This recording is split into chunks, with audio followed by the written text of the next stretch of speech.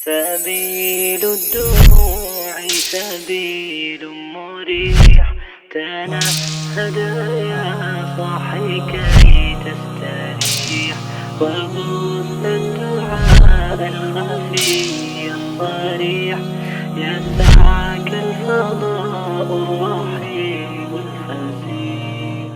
بسم اللہ الرحمن الرحیم. علم النحو کے چوتھے باب اسم کے اعراب کی تمرین نمبر 2 میں خوش آمدید. آج کی اس تمرین میں ہم اسم متمکن کی 16 قسموں کا اعراب سمجھیں گے. باب نمبر 4 ہے اسم کے اعراب. تمرین نمبر 2 ہے اسم متمکن کی 16 قسموں کی پہچان اور اس کا اعراب. پچھلی تمرین کے اندر ہم نے کچھ الفاظ پڑھے تھے جس کے اندر ہم نے اسم متمکن کی 16 قسمیں اور اس کا اعراب سمجھا تھا. آج کے اس سبق کے اندر بھی ہم کچھ مزید الفاظ کو دیکھیں گے جس میں ہم کوشش کریں گے کہ 16 قسموں میں سے کون سی قسم ہے قسم کی پہچان کریں اور اس کا اعراب کون سا آ رہا ہے، حالت کون سی ہے، رفعی ہے، نصبی ہے، جری ہے اور اعراب کس طریقے سے آ رہا ہے وہ ہم دیکھیں گے. شروع کرتے ہیں. سب سے پہلا لفظ ہے از. یہ از حرف ہے اور حرف تمام حروف یہ مبنی ہوتے ہیں، لہذا یہ اسم متمکن کی 16 قسموں میں سے نہیں آئے گا.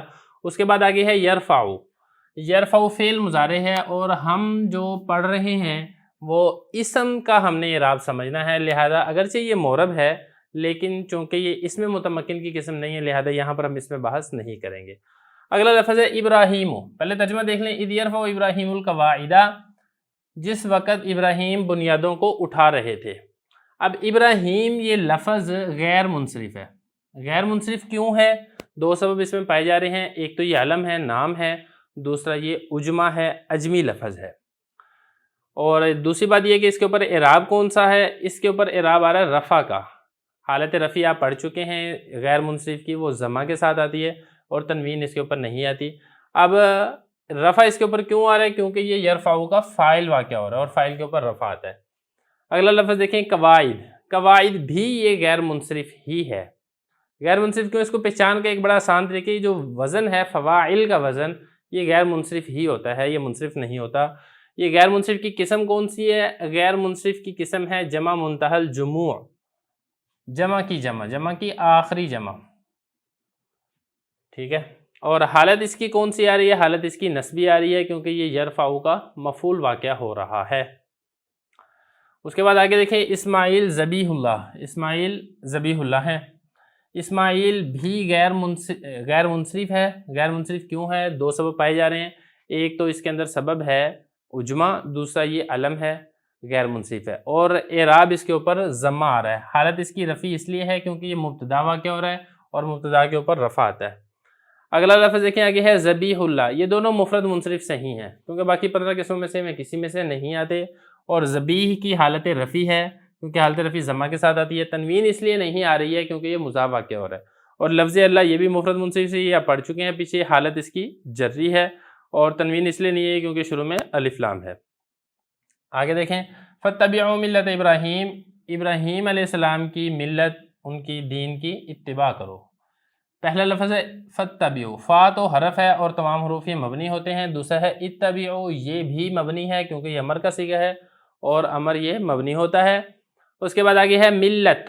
ملت یہ غیر منصرف نہیں ہے کیونکہ اگرچہ اس کے آخر میں گولتا تو ہے، مونس تو ہے، لیکن یہ علم نہیں ہے. اور تانیث کے اندر ہم نے پڑھا تھا کہ علم ہونا یہ شرط ہوتا ہے. یہ مفرد منصرف صحیح ہے.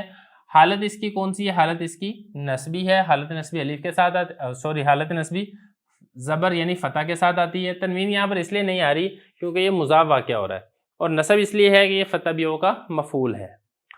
ٹھیک ہے. اس کے بعد آگے لفظ دیکھیں ابراہیم. ابراہیم آپ پڑھ چکے ہیں، یہ غیر منصرف ہے. ایک اس کے اندر عجمہ ہے، دوسرا اس کے اندر علم ہے. حالت اس کی کون سی ہے؟ حالت اس کی جری ہے اور غیر منصرف کی حالت جری فتح کے ساتھ آتی ہے جیسا کہ آپ پڑھ چکے ہیں. اور حالت جری اس کی کیوں ہے؟ کیونکہ یہ مضاف الیہ بن رہا ہے ملت کا. آگے دیکھیں بشرناہ باسحاق. ہم نے اس کو خوشخبری دی اسحاق کی. یہاں پر دیکھیں بشرنا یہ فعل ماضی ہے اور فعل ماضی جتنا بھی ہو وہ مبنی ہوتا ہے، لہذا اس کے 16 قسموں میں سے یہ نہیں ہوگا.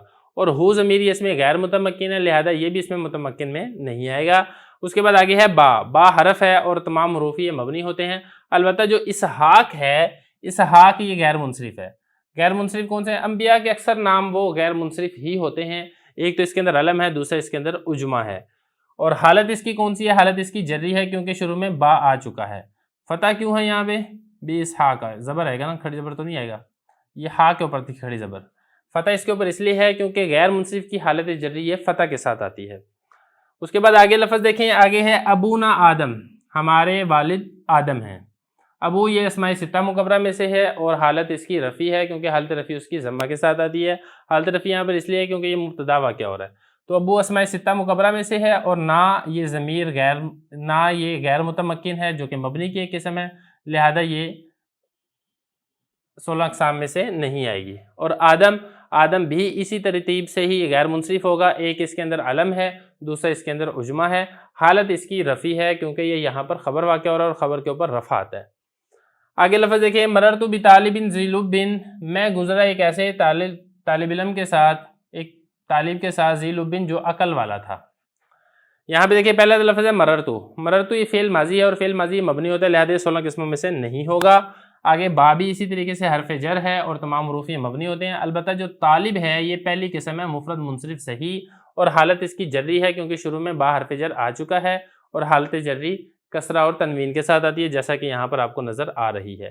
آگے ہے ذی لب، عقل والا، لب کہتے ہیں اصل میں عقل کو، ذی لب عقل والا، یہ ذی وہی ہے جو ذو مال، اسماء ستہ مکبرہ کے اندر جو آپ نے ذو پڑھا تھا یہ وہی والا ذی ہے، والا جس کو ہم کہتے ہیں۔ اور حالت اس کی کون سی ہے؟ حالت جری ہے، وہ آپ کو بآسانی معلوم ہو رہی ہوگی کیونکہ حالت جری اس کی یا کے ساتھ ہوتی ہے، تو یہ اسماء ستہ مکبرہ میں سے ہے۔ تو جر اس کے اوپر اس لیے آ رہا ہے کیونکہ یہ اس کی صفت بن رہی ہے طالب کی، طالب مجرور ہے لہذا اس کی جو صفت ہوگی وہ بھی مجرور ہوگی۔ آگے لب یہ مفرد منصرف صحیح ہے، حالت اس کی جری ہے کیونکہ اس کے اوپر تنوین آ رہی ہے، تنوین اور کسرہ آ رہی ہے، اور جر اس لیے ہے کیونکہ یہ ذی کے لیے مضاف الیہ واقع ہو رہا ہے اور مضاف الیہ کے اوپر جر آتا ہے۔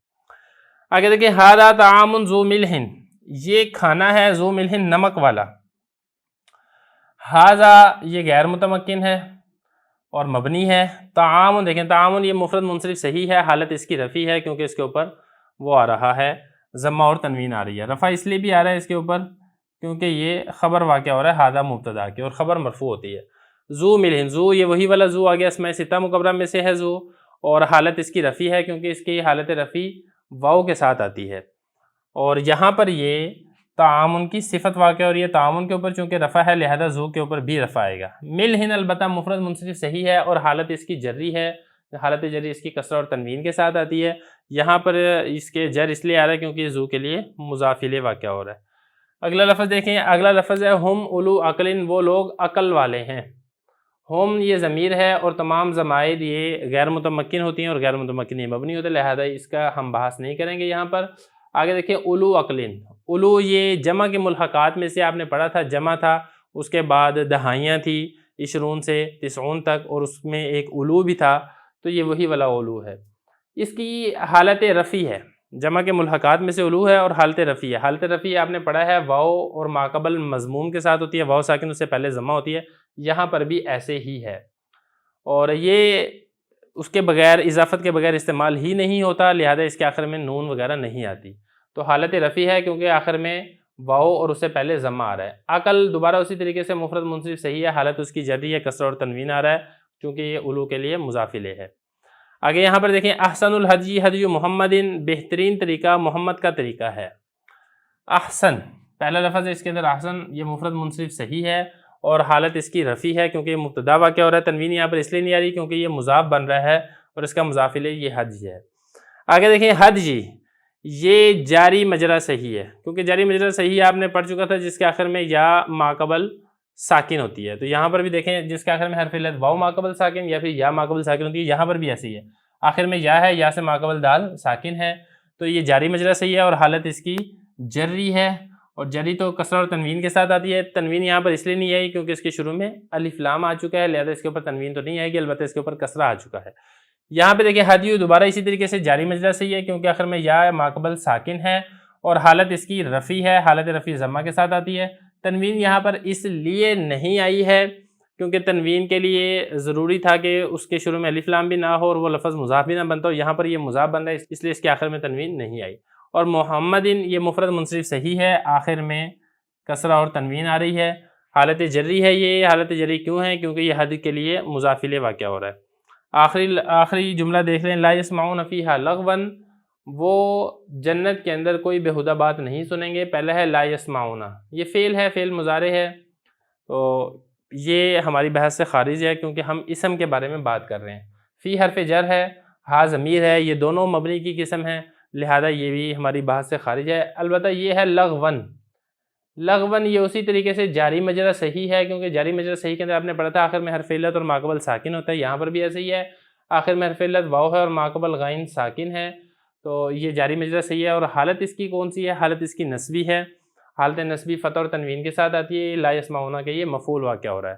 تو یہاں تک ہمارا یہ والا باب مکمل ہو گیا اسم کے اعراب کا، اور یہ 2 تمرینیں تھیں ہم نے وہ پڑھ لی ہیں. اگلا ہمارا ایک مختصر سا باب ہے، اس میں ہم پڑھیں گے فعل کا اعراب. یہ اسم کا اعراب تھا، اس میں فعل کا اعراب ہوگا، وہ مختصر سا ہے، اور پھر اس کے آخر میں انشاءاللہ تمرین ہوگی.